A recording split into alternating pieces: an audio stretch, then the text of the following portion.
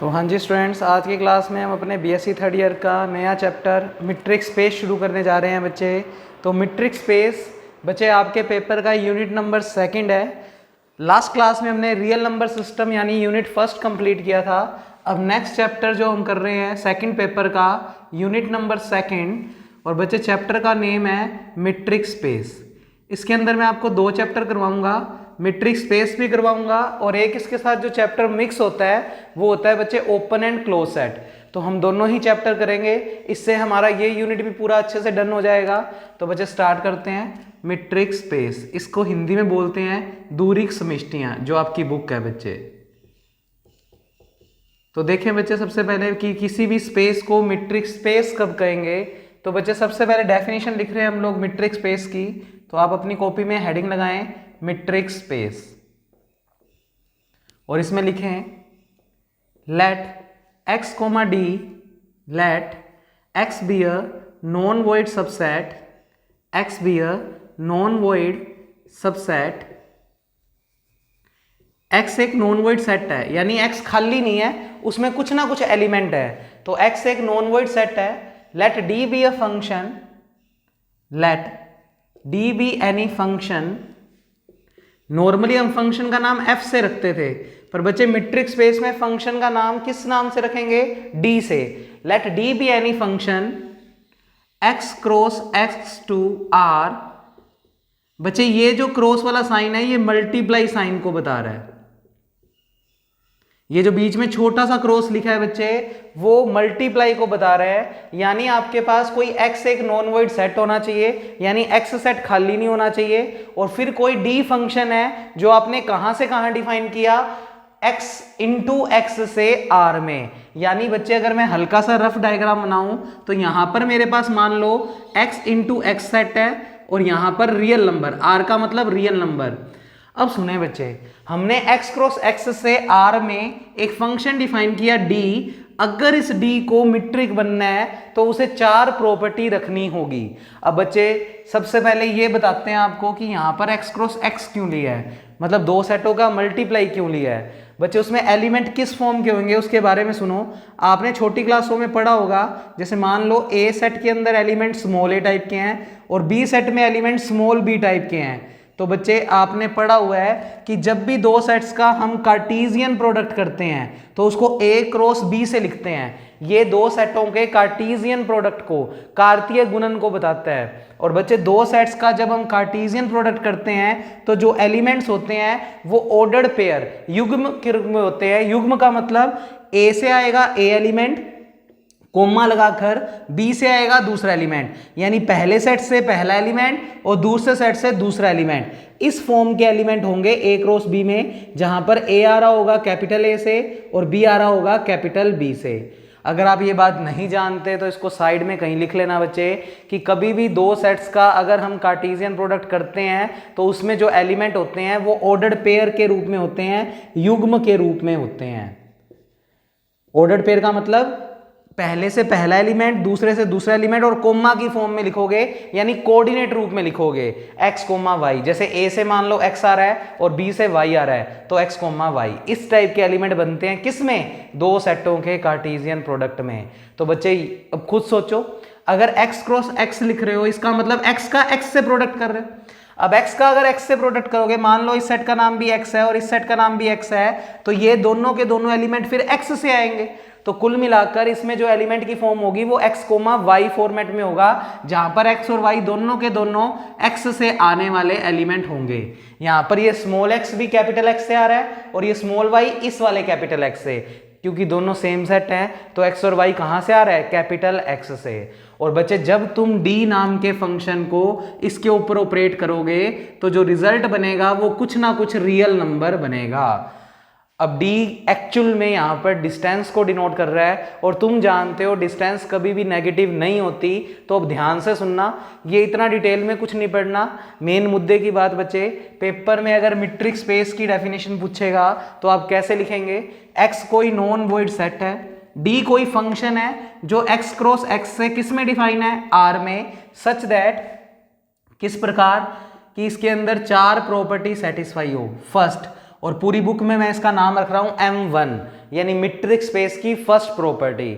जैसे मैंने पहला चैप्टर रियल नंबर सिस्टम करवाया था, तब आपको P1, P2, P3, O1, O2, O3, O4, तो वो स्टैंडर्ड नेम्स हैं बच्चे, ये आपको याद रखने हैं कि जब भी मैं थ्योरम करूंगा तो M1 लिखूंगा तो इसका मतलब ये वाली प्रॉपर्टी से है, तो आपको क्रम में याद रखना है। तो मीट्रिक की फर्स्ट प्रॉपर्टी क्या है बच्चे, किन्हीं भी पॉइंट्स के बीच की distance always greater than equal to 0।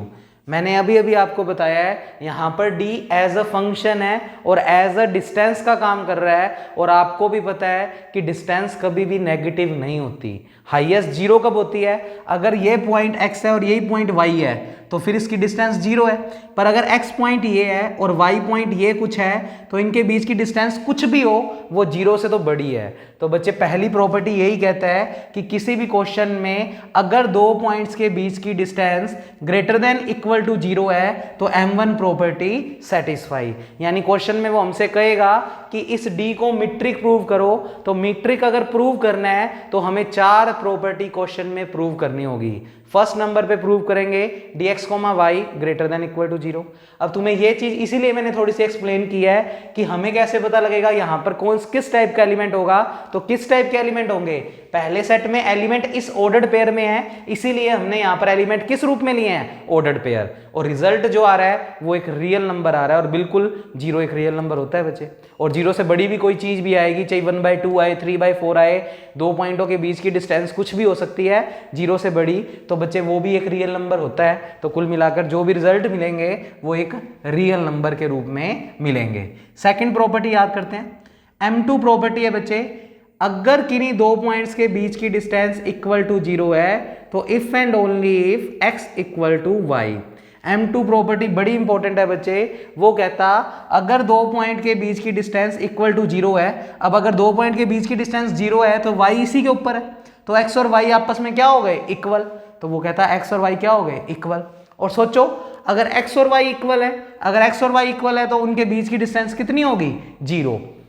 ऐसा क्यों बोल रहा हूं, क्योंकि ये वाला साइन लगा हुआ है, यानी क्वेश्चन में ये लेकर चलो तो ये प्रूव करो, और फिर ये लेकर चलोगे तो ये प्रूव करोगे।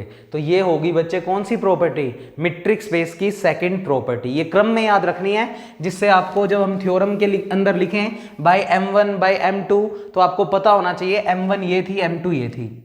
थर्ड पे प्रॉपर्टी है बच्चे dx, y is equal to dy, x। ये भी बिल्कुल सही बात है, x और y के बीच की जो दूरी होगी ऑब्वियस बात है y और x के बीच की दूरी भी वही होगी। भाई आपकी अगर इस घर से जैन, मान लो मेरा घर नवीन सर के सेंटर की बात कर लेते हैं, अगर नवीन सर के सेंटर की तुम्हारे घर से डिस्टेंस 2 किलोमीटर है तो तुम्हारे घर की नवीन सर से डिस्टेंस भी तो 2 ही किलोमीटर होगी। तो बच्चे कुल मिलाकर डिस्टेंस अगर x की y से जितनी भी है वही डिस्टेंस y की किससे होनी चाहिए, x से होनी चाहिए। ये सिंपल बातें हैं। M4 प्रॉपर्टी बच्चे, M4 प्रॉपर्टी है कि अगर आप किन्हीं दो पॉइंट्स के बीच में कोई तीसरा पॉइंट बिठाओगे, यानी x और y के बीच में अगर हम z को बिठा देते हैं, तो देखो मैंने x और y के बीच में किसको बिठा दिया, z को बिठा दिया, तो फिर ऑब्वियस बात है अगर बीच में कोई पॉइंट बिठाएंगे तो वो दोनों डिस्टेंस जुड़कर इससे उस रिजल्ट को क्या कर देगी, बड़ा। यानी dxy या तो बराबर होगा dx, z plus dz, y, या फिर ये वाली चीज छोटी होगी इस वाली चीज से। अगर ये चारों प्रॉपर्टी सेटिस्फाई हो गई तो बच्चे फिर ये d क्या कहलाएगा बच्चे, मीट्रिक। और अगर x के साथ इस d को ऑपरेट करवा देंगे तो वो बन जाएगा मीट्रिक स्पेस। यानी मीट्रिक स्पेस के लिए बस d को क्या प्रूव करना होता है, मीट्रिक। और d को मीट्रिक प्रूव करने के लिए कितनी प्रॉपर्टी प्रूव करनी है, 4। और जहां पर तुम लिखोगे ये सारे x y कहां से आ रहे हैं बच्चे, ये x भी कैपिटल X है और ये y भी कैपिटल X है, तो सभी के लिए लिख दो फॉर ऑल x और y कहां से आ रहे हैं बच्चे, कैपिटल X से। तो क्रम में याद रखेंगे हम, ये चारों प्रॉपर्टी अगर सेटिस्फाई हो जाए, और इस प्रॉपर्टी का मीनिंग वापस समझ लो बच्चे, या तो दो पॉइंट के बीच की डिस्टेंस इस वाले रिजल्ट के इक्वल आनी चाहिए या फिर ये चीज बड़ी आनी चाहिए।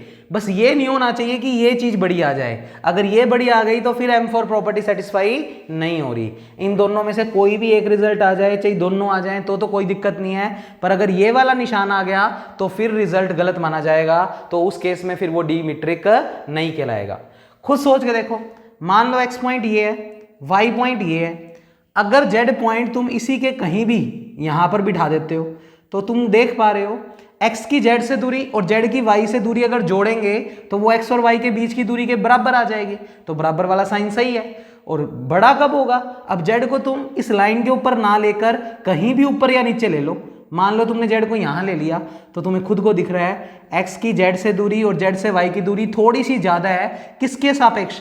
x y के बीच की दूरी। इसीलिए वो कह रहा है ये रिजल्ट या तो बड़ा होगा या हाईएस्ट बराबर होगा। तो उसके बाद नीचे लाइनें लिखो।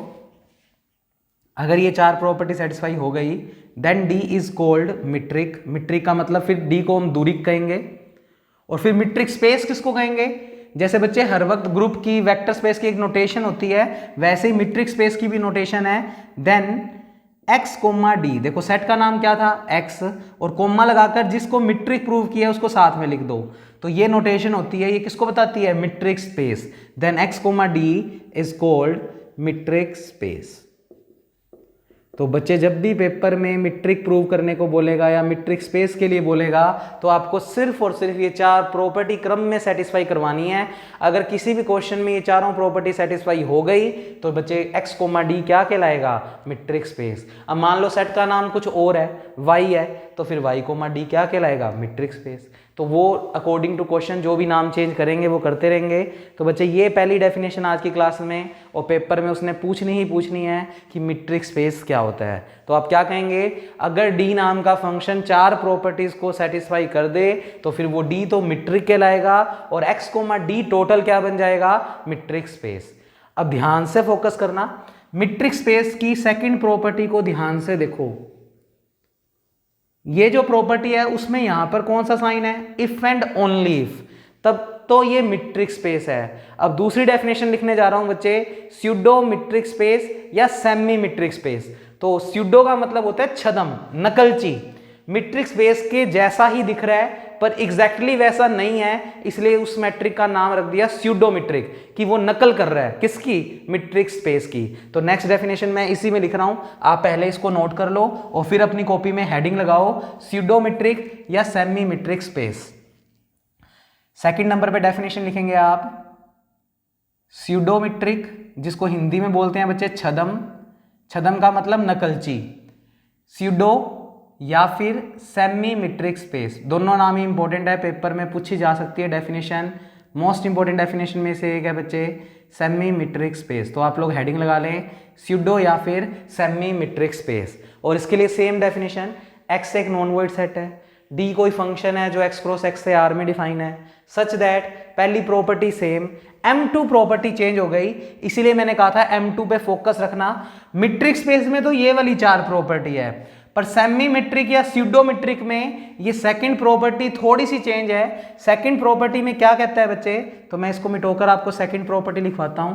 थर्ड और फोर्थ भी सेम है, उनमें भी कोई चेंजेस नहीं है, सिर्फ M2 प्रॉपर्टी में थोड़ा सा चेंज करेंगे बच्चे। M2 प्रॉपर्टी फिर कहती if x is equal to y, जबकि मीट्रिक स्पेस में क्या था? इफ एंड ओनली इफ का साइन, पर इसमें वो सेकंड वाली प्रॉपर्टी जस्ट हाफ रह जाएगी। हाफ क्यों रहेगी? क्योंकि वो कहता लेकर चलो x और y क्या है? इक्वल, और प्रूव करो dxy इक्वल टू 0। मैं अभी आपको समझाता हूं ये हाफ कैसे है। बच्चे अभी अभी आपने M2 प्रॉपर्टी पढ़ी थी, मैं यहां नीचे लिख के दिखा रहा हूं। आपने M2 प्रॉपर्टी मीट्रिक स्पेस में पढ़ी थी, dx y equal to 0 if and only if x equal to y। यानी ये तो ये कह रहा है कि इसको लेकर चलो तो ये प्रूव करो, इसको लेकर चलो तो ये प्रूव करो, जबकि स्यूडोमीट्रिक या सेमीमीट्रिक स्पेस कहता कि आप ये चीज सिर्फ लेकर चलोगे और सिर्फ ये चीज प्रूव करोगे। यानी x और y तो आप इक्वल लेकर चलोगे और प्रूव करोगे कि x y के बीच की डिस्टेंस कितनी है? 0। इसका कन्वर्स नहीं करना, यानी ये लेकर ये प्रूव नहीं करना, सिर्फ ये लेकर ये प्रूव करना है। तो आपको दिख रहा है कि ये प्रॉपर्टी तो दोनों तरफ थी, जबकि इसमें M2 प्रॉपर्टी ये लेकर सिर्फ ये प्रूव करना है, तो इसकी जस्ट हाफ है, इसीलिए इसका नाम क्या पड़ गया? सिमीमेट्रिक। और स्यूडोमेट्रिक क्यों बोला? क्योंकि आपको लगभग मीट्रिक स्पेस ही दिख रहा है, बाकी सारी प्रॉपर्टी सेम है। M3 property dx y equal to dy x, M4 property same, then t is called तो मीट्रिक, d को क्या कहेंगे आप? स्यूडोमीट्रिक। इस d का नाम हो जाएगा बच्चे स्यूडोमीट्रिक, p साइलेंट है, ठीक है। स्यूडोमेट्रिक, जैसे नाइफ में के साइलेंट होता है वैसे स्यूडो में पी साइलेंट है। Then X comma D is called semimetric, semimetric, और या फिर इसको क्या बोलेंगे बच्चे आप लोग, स्यूडोमेट्रिक स्पेस। ठीक है, तो बच्चे याद रखना, एक मोस्ट इंपॉर्टेंट क्वेश्चन करवाऊंगा जो हर साल पेपर में पूछता है, वो हम स्यूडोमेट्रिक में देख लेंगे बच्चे। तो ये आप स्यूडोमेट्रिक या सेमीमेट्रिक की डेफिनेशन भी याद रखेंगे। तो मैंने आपको बताया रीजन में कि इसको सेमीमेट्रिक क्यों बोला गया, क्योंकि ये M2 प्रॉपर्टी जो मेट्रिक स्पेस में थी उसका जस्ट हाफ है। M2 में तो कन्वर्स भी करना था, जबकि इसमें कोई कन्वर्स नहीं करना। और स्यूडोमेट्रिक क्यों बोला गया है, क्योंकि ये मैट्रिक स्पेस की ही डेफिनेशन दिख रही है लगभग, इसलिए इसको स्यूडो यानी नकलची मैट्रिक्स भी बोला गया है। बच्चे इसके बाद आपको एक क्वेश्चन करवाता हूं और एक क्वेश्चन आज घर पे होमवर्क दूंगा। तो ये अपना मैट्रिक स्पेस का चैप्टर शुरू हो गया। तो अपने क्वेश्चन लिखते हैं बच्चे। प्रॉपर्टी जल्दी से अपनी कॉपी में से याद करो चारों क्रम में, क्योंकि मैं ऐसे लिखूंगा थ्योरम के अंदर बाय M1 बाय M2, तब ये दिक्कत नहीं होनी चाहिए कि हमें पता ना हो कि M1 प्रॉपर्टी कौन सी थी, M2 प्रॉपर्टी कौन सी थी। अब नेक्स्ट बच्चे जो मैं क्वेश्चन करवा रहा हूँ वो थोड़ा सा मैं भिड़ा भिड़ा लिखूंगा, जिससे आपको नेक्स्ट क्वेश्चन जो होमवर्क दूंगा वो भी मैं एक्चुअल में बोर्ड पे लिख चुका हूँगा, और आपको अगर नकल मार के लिखना हो तो लिख सकते हो फिर आप। तो देखें बच्चे, इसका क्वेश्चन आपकी बुक के अंदर है एग्जाम्पल नंबर 2 नेम से। बच्चे हिंदी मीडियम इंग्लिश मीडियम में अलग अलग हो सकते हैं बच्चे, वो देख लेना आप। Let the mapping d, let the mapping d R cross R to R। देखो अभी अभी जो मैंने डेफिनेशन लिखवाई थी उसमें X क्रॉस X से R था, पर अब R क्रॉस R से R है तो कोई दिक्कत नहीं है, X सेट की जगह बस R दे दिया। R का मीन्स रियल नंबर से है, तो D एक फंक्शन है जो R क्रॉस R से R में डिफाइन किया गया है, बी डिफाइंड बाय, और क्या डिफाइन किया गया है वो क्वेश्चन में दिया गया है। कहता जब भी आप D को इनके ऑर्डर्ड पेयर पे लगाओगे, यानी क्वेश्चन में गिवन है कि dx कोमा y की वैल्यू आपको दी हुई है मोड x माइनस वाई, ये आपको क्वेश्चन में गिवन है कि dx कोमा y की वैल्यू कितनी है, मोड x माइनस वाई, जहां पर ये x और y कहां से आएंगे बच्चे, R से। तो लिखा हुआ है फॉर ऑल, जैसे अपनों ने डेफिनेशन लिखी थी तो उसमें x क्रॉस x लिखा था, तो x y कहां से लिया था हमने, x से। अब की बार R नाम है तो x और y कहां से आ रहे हैं, R से, यानी कि रियल नंबर है। अब real number negative, zero, positive कुछ भी हो सकते हैं। तो कहता then D is metric for R, तो कहता प्रूव करो, तब प्रूव करो D is metric on R। तो D जो है वो R के ऊपर क्या बने, मैट्रिक बने, X की जगह बस R है, तो D को बस क्या प्रूव करना है, मैट्रिक प्रूव करना है। और मैट्रिक के लिए हमें पता है कितनी प्रॉपर्टी, 4 प्रॉपर्टी प्रूव करनी है। अच्छा, जब भी फंक्शन R क्रॉस R से R में डिफाइन होता है, और अगर हम क्वेश्चन में प्रूव कर देंगे कि D में चारों प्रॉपर्टी मैट्रिक वाली सेटिस्फाई हो रही है, तो बच्चे फिर हम R कोमा D को, जैसे X कोमा D को मैट्रिक स्पेस बोला था, तो R कोमा D को, R कोमा D को फिर हम क्या कहेंगे बच्चे, यूजुअल मैट्रिक्स। तो पेपर में पूछ सकता है यूजुअल मैट्रिक का मतलब क्या है, तो आप क्या कहेंगे कि अगर कोई D function R cross R से R में डिफाइन किया गया है, और अगर वो D मैट्रिक की चारों प्रॉपर्टी को सेटिस्फाई करता है, if D is metric then R comma D is called usual metric. तो R कोमा D को हम क्या कहेंगे, यूजुअल मैट्रिक। मतलब मेरे पेपर में कहने का आपको ये तरीका है कि अगर पेपर में R कोमा D को वो लिख दे यूजुअल मैट्रिक प्रूव करो, तो कंफ्यूज मत होना कि यूजुअल मैट्रिक का क्या मतलब है, कोई खास बात नहीं है, आपको बस मैट्रिक की चारों प्रॉपर्टी क्या करवानी है, सेटिस्फाई। यूक्लिडियन मैट्रिक भी बोलेगा कभी कभी कुछ बोलेगा, उसका मतलब बस मैट्रिक की चारों प्रॉपर्टी क्या करनी है बच्चे, सेटिस्फाई।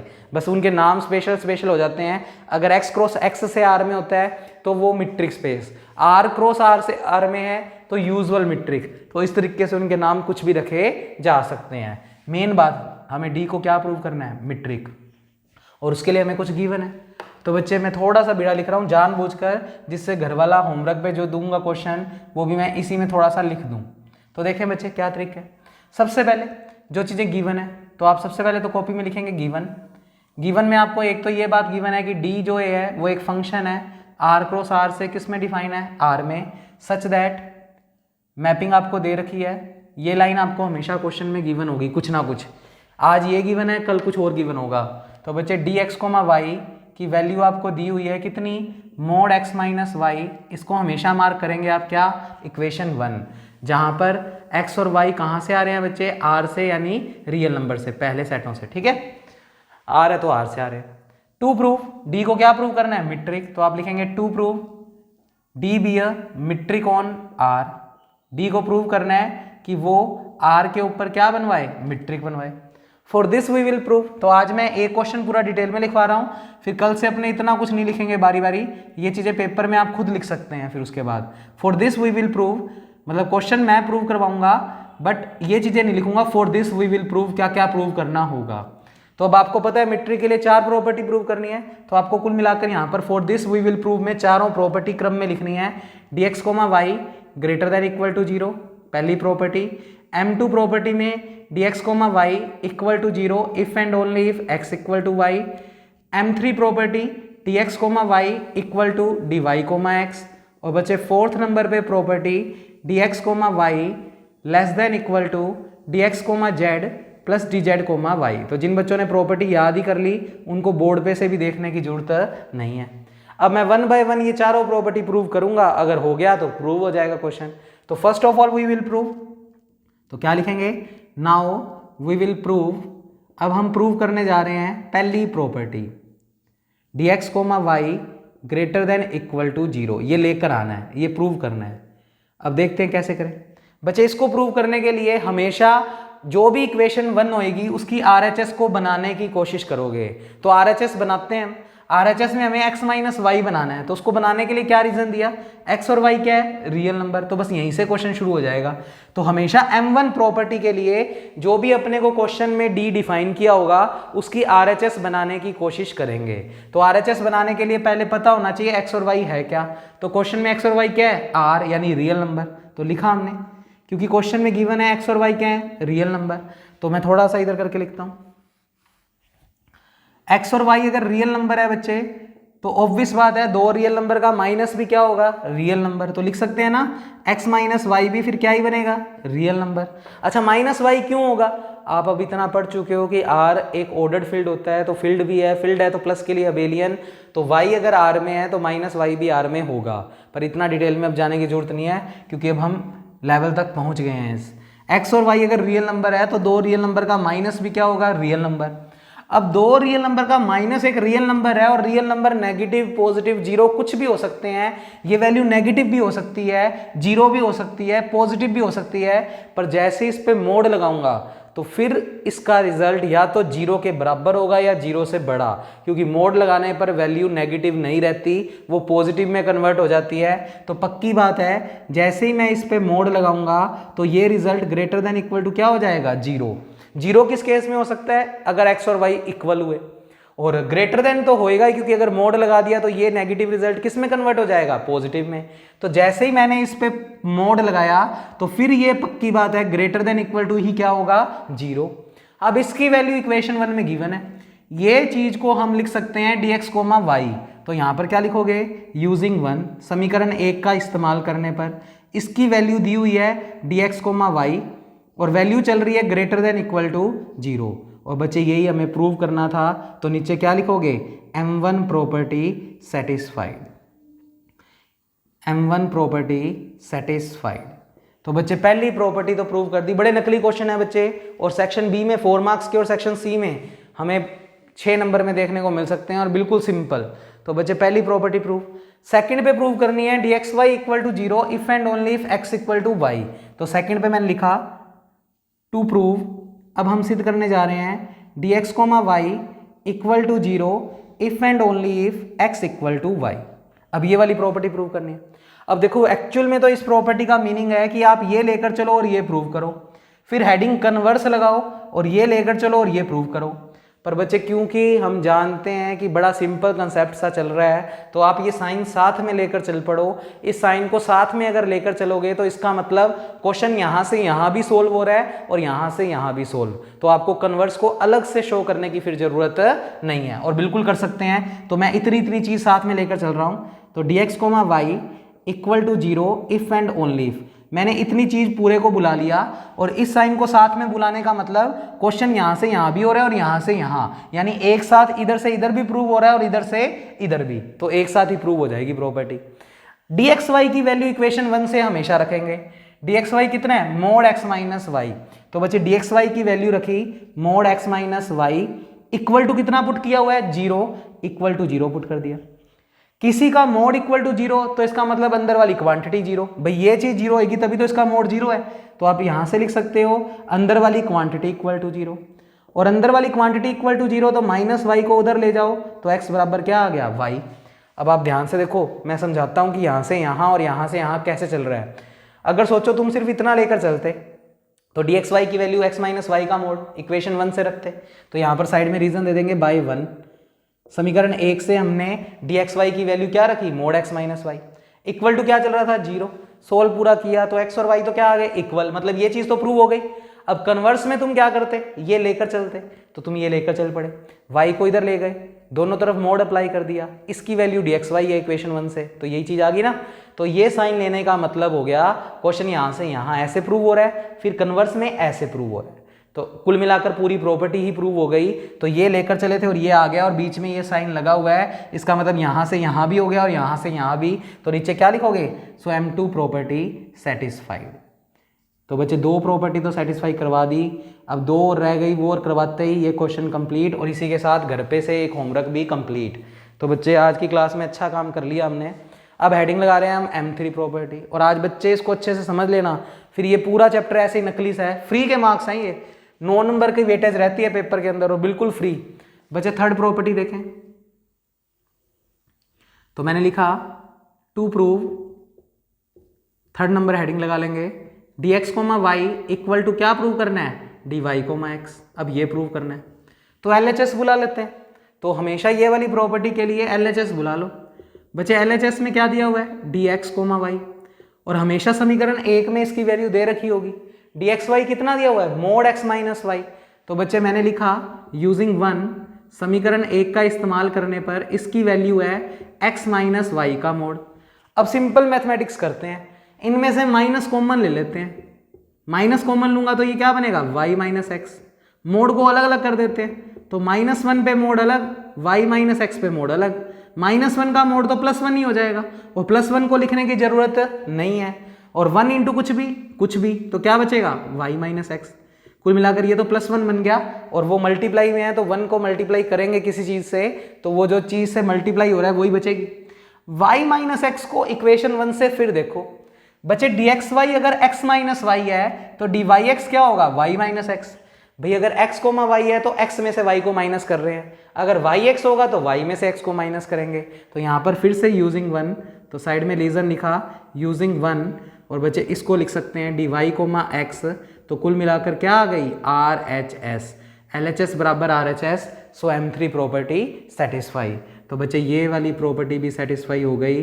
अब लास्ट प्रॉपर्टी रह गई बच्चे, बस वो और देखते हैं, तो ये क्वेश्चन कंप्लीट। 4th नंबर पे हेडिंग लगा रहे हैं हम, तो लिखें आप 4th property to prove dx comma y less than equal to dx comma z plus dz comma y. Paper वाले दिन भी पढ़ने की जरूरत नहीं है इस चैप्टर को, अगर अच्छे से इसको समझ रहे हो तो। अब इसको प्रूव करने के लिए पहले वही dxy बुला लिया, LHS नहीं बोल सकता इसको क्योंकि इक्वल के साथ ग्रेटर देन या लेस देन के साइन है, तो वो फिर इक्वल की चीजें तो नहीं है, तो LHS RHS नहीं बोल सकते, सीधा इसको बुला लेते हैं, पूरी लाइन ही बना देंगे, ये पूरी लाइन ऐसी एज इट इज बना देंगे। dx कोमा वाई बुला लिया, ये भाई साहब कहते हैं कि मेरी वैल्यू कितनी है, मोड x माइनस वाई। हमने कहा बहुत अच्छे, रख दिया हमने, साइड में रीजन दे दिया बाय 1, यानी समीकरण 1 को बुला लिया, कहने का मतलब चाहे ये समझ लो इसको बुलाया और इसकी वैल्यू रख दी, और चाहे ये समझ लो पूरी की पूरी इक्वेशन 1 को बुला लिया। अब बच्चे हमें प्रूव ये कुछ करना है तो जेड को लेकर आना है, अपने आप तो आएगा नहीं, लेकर आना पड़ेगा। लेकर कैसे आएंगे, आप इस स्टेप में जेड को घटा दो और जेड को जोड़ दो, तो देखो क्या बनेगा, dx कोमा वाई तो चल ही रहा है, इक्वल का निशान चल ही रहा है, इसमें जेड को घटा रहा हूं और जेड को जोड़ रहा हूं, जिससे ये चीज आपस में इक्वल रहेंगी। तो जेड को मैंने घटाया और जेड को जोड़ दिया, बाकी x चल ही रहा है, माइनस का y चल ही रहा है, जेड को घटा दिया, जेड को जोड़ दिया। अब बच्चे आपने कॉम्प्लेक्स की बुक पढ़ी हुई है और उसमें आपने बिल्कुल ये वाली प्रॉपर्टी पढ़ी होगी, मैं लिखवाता हूँ, z1 प्लस z2 का mod is less than equal to mod z1 plus mod z2, पढ़ी हुई है ना बच्चे। तो जिस तरफ मोड को अलग अलग करते हैं उस तरफ साइन क्या करते हैं, ओपन। समझ लो ये पूरा z1 है, ये इतनी इतनी चीज पूरी Z1 है और ये इतनी इतनी चीज पूरी Z2 है। तो बच्चे Z1 plus Z2, Z1 plus Z2 का मोड, कहता है उसको लिख दो mode Z1 plus mod Z2, और जहां पर मोड को सेपरेट कर रहे हो वहीं पर साइन क्या कर दो, ओपन। तो मैंने इस पे मोड अलग किया क्योंकि ये मेरा Z1 है, x माइनस जेड के ऊपर मोड अलग, इस Z2 के ऊपर मोड अलग, तो z माइनस वाई पे मोड अलग, और जहां मोड को सेपरेट किया है वहीं पर साइन ओपन कर दो, जहां मोड को सेपरेट किया है वहीं पर साइन क्या कर दो, ओपन। और ये तो चल ही रहा है dx कोमा वाई। तो आप अपनी कॉपी में चाहिए इस रीजन को तो इधर साइड में लिख देना, मैंने सिर्फ आपको समझाने के लिए इसके नीचे लिखा है। तो कुल मिलाकर इसके ऊपर मोड अलग, इसके ऊपर मोड अलग, और जहां पर मोड को सेपरेट किया है वहां पर साइन ओपन, जहां पर मोड अलग किया है वहां पर साइन अलग कर दो या बराबर कर दो। तो उसके अकॉर्डिंग ये प्रॉपर्टी लिख दी। अब बच्चे x minus Z, x minus Z को क्या लिखेंगे, dx कोमा जेड। तो बच्चे यहां पर सिर्फ इतना सा रीजन लिखना है, यूजिंग 1 समीकरण 1 का इस्तेमाल करने पर ये वैल्यू तो बनेगी dx कोमा जेड, और बच्चे z माइनस वाई, सोचो z माइनस वाई होगा तो z कोमा वाई बनेगा, तो ये बन जाएगा बच्चे dz कोमा वाई, और ये सारा काम किसके बराबर में चल रहा है, dx कोमा वाई। तो कुल मिलाकर M4 प्रॉपर्टी भी क्या हो गई, सेटिस्फाई। सो M4 प्रॉपर्टी सेटिस्फाइड, और अगर M4 प्रॉपर्टी सेटिस्फाइड तो ओवरऑल आप क्या कह सकते हो, D is a metric on R, क्योंकि मीट्रिक के लिए 4 ही प्रॉपर्टी थी, हमने चारों प्रूव कर दी, तो D क्या कहलाएगा, मीट्रिक ऑन R। और ओवरऑल आप बोल सकते हो R कोमा D को फिर हम क्या कहेंगे, इज एन यूजुअल मैट्रिक। तो ये नाम याद रखना है आपको, यूजुअल मैट्रिक का मतलब जो फंक्शन होगा वो R क्रॉस R से R में डिफाइन होगा और D मैट्रिक बनेगा, बनने के बाद उस R कोमा D को आप क्या कह सकते हो, यूजुअल मैट्रिक। तो इसका नाम मैट्रिक स्पेस ना रखकर उसने नाम क्या रख दिया, स्पेशल मैट्रिक स्पेस, ओ यूजुअल मैट्रिक। अब सुने, जो घर से होमवर्क करना है वो मैं तुम्हें कर देता हूँ, चाहिए अगर तुम्हें समझ आ जाए तो खुद से करना, नहीं तो मैं वैसे बता रहा हूँ। मुझे नहीं पता बुक में क्वेश्चन नंबर क्या है बच्चे, बस वो एक अनसॉल्व क्वेश्चन है, आप देख लेना नंबर उसका क्या है, सारी वर्डिंग सेम है, बस dx कोमा वाई की वैल्यू। तो ये क्वेश्चन कंप्लीट पहले कर लेना, उसके बाद नेक्स्ट क्वेश्चन दे रहा हूँ, होमवर्क समझ लो, चाहिए मैंने करवाई दिया ये भी समझ लो।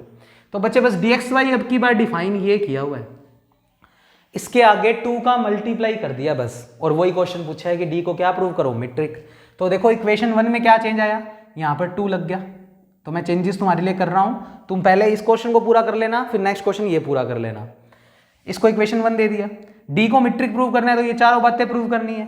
पहले पे क्या प्रूव करना है, ये वाली प्रॉपर्टी, इसको प्रूव करने के लिए वही RHS बनानी थी, तुम्हें कहा था पूरी की पूरी बात। तो बच्चे देखना अब कैसे बनेगी RHS, x और y अगर रियल नंबर है तो x माइनस वाई भी रियल नंबर होगा, इस पे मोड लगा देंगे तो ग्रेटर देन इक्वल टू 0, और उसको अगर 2 से भी मल्टीप्लाई कर देंगे तो इसी स्टेप में मोड भी लगा दिया और 2 भी कर देंगे तो बच्चे वो चीज रिजल्ट बड़ा ही रहेगा, और इसी का नाम इक्वेशन 1 में कितना है, dxy।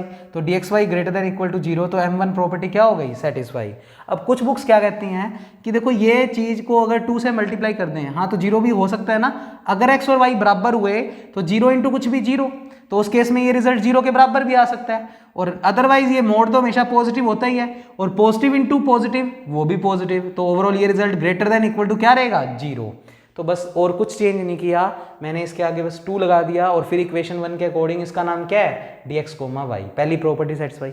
दूसरे में देखो क्या चेंज आएगा, dxy की वैल्यू इक्वेशन 1 से जब रखेंगे तो 2 टाइम्स, अब 2 तो 0 हो नहीं सकता, तो रीजन में बस इतनी सी लाइन एक्स्ट्रा लिखनी है, 2 का प्रोडक्ट इक्वल टू 0, आइदर ये 0 और ये 0, 2 के तो 0 के बराबर होता ही नहीं, वो तो हम ही जानते हैं क्योंकि 2 और 0 अलग अलग चीजें हैं, तो 2 तो 0 के बराबर है नहीं, तो 0 किसके बराबर होगा, x माइनस वाई के। तो x माइनस वाई का मोड अगर 0 रखेंगे तो मोड 0 तो अंदर वाली क्वांटिटी इक्वल टू 0, और अंदर वाली क्वांटिटी इक्वल टू 0 तो x इक्वल टू वाई, यानी सिर्फ यहाँ 2 लग जाएगा और कुछ नहीं करना।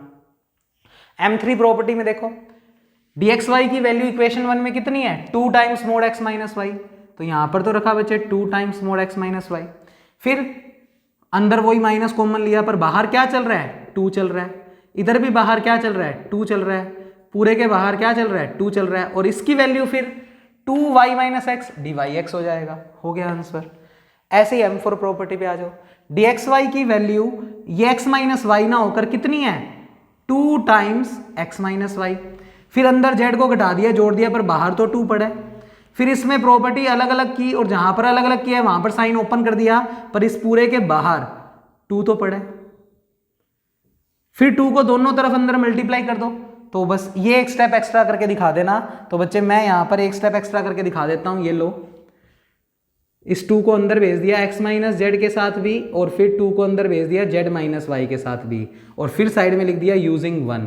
अब समीकरण 1 का अगर इस्तेमाल करोगे तो 2x minus Z, 2x minus Z किसका नाम, dx कोमा जेड, तो dx कोमा जेड, और 2z minus Y, 2z minus Y किसका नाम, dz comma y. m four property satisfy.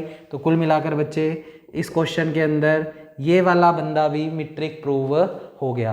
तो आज की क्लास में बच्चे 2 क्वेश्चन कंप्लीट हो गए, इसको अच्छे से कर देना। नेक्स्ट फिर हम मिलेंगे कुछ और इंटरेस्टिंग फैक्ट्स के साथ।